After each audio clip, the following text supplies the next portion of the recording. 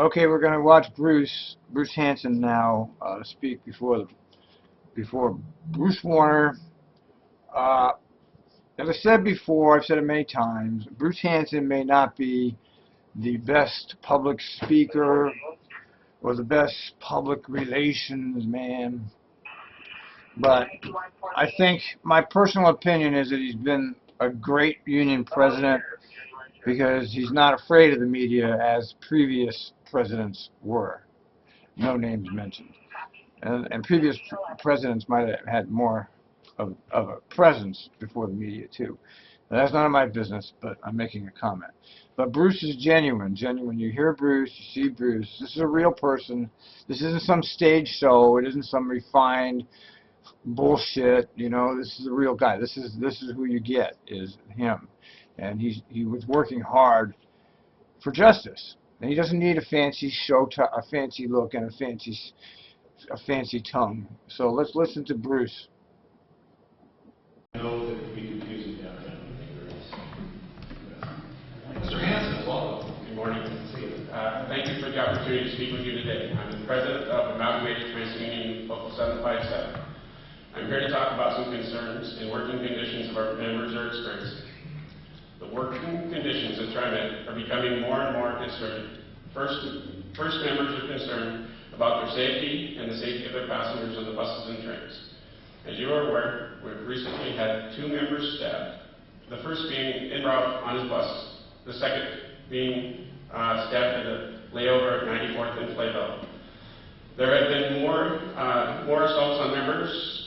This is just a couple of the more recent examples. We want to know what TriMet is doing to eliminate assaults on buses and against operators. This must stop. Something has to be done to prevent it, and more also needs to be done to help catch the people involved. TriMet offered $1,000 in reward for the person responsible for leaving a rock on the max tracks, and promoted that on the news and in different avenues.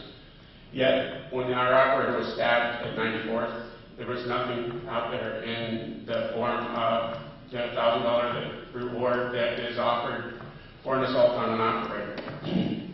Our operators are faced with more stressful schedules, with reduced running times, with more passengers.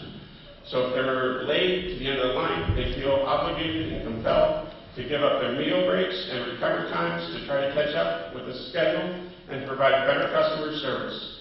We no longer have break time scheduled, we have recovery time. We're human beings and we want adequate breaks and better working conditions.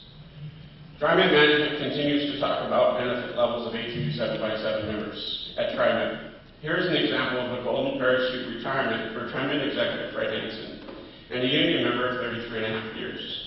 Fred Hansen receives $16,001 per month for retirement.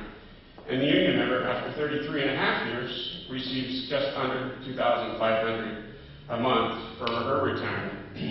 The operator receives about $72 per year of service. Yet again, another example of overpaid executives and underpaid frontline employees.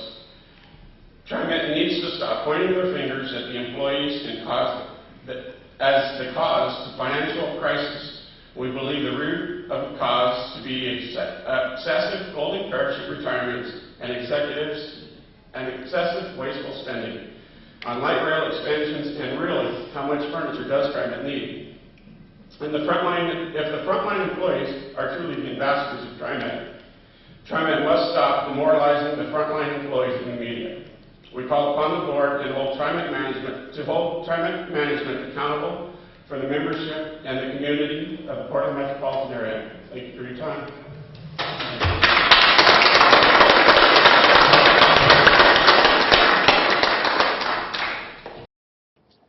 And that was a great presentation. I think it's great that he came down here.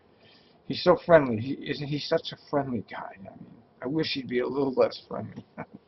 I guess I wouldn't really get him in his position. It doesn't serve him to not be friendly yet. I think it's important that he project the personality he's doing. Yeah, I thought it was a good speech. I thought he made good points. And I don't know. I mean, I don't know the inner workings of the union. I don't know what's going on behind the scenes. I mean, I don't like any of this TriMet shit that's happening. It bothers me, the arrogance of these managers. You know, you look at all those high-priced executives, and then you look at Bruce. So this is what Bruce has to deal with. Uh, an army of six-figure executives. And for all you can say about the execs, I mean, they're smart. They're not exactly stupid people. Although they've made a lot of stupid errors, putting into question some of their intelligence. I would have to just say that they probably are still very intelligent people. And I think Bruce is doing the right thing by not capitulating to any of their demands. I think if this needs to go to arbitration, let it